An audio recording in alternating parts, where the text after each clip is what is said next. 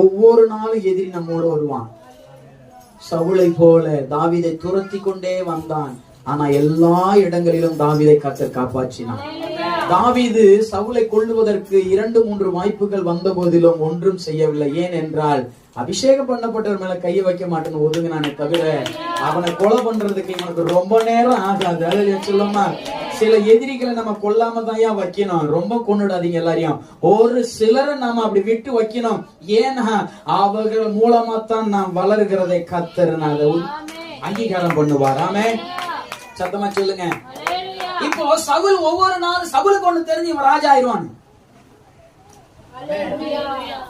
உங்களை பார்த்தா எதிரிக்கு தெரியணும், நீங்க பெரிய ஆள் ஆகிருவீங்க. அவன் சொல்லணும், ஐயோ இதுகளை கை தொடவே முடியல, இது உம்மாந்துதான் இருக்கும், ஆனா தொட முடியலையே, அதை ஒண்ணும் பண்ண முடியலையே. என கூடகிறவர் யாரு?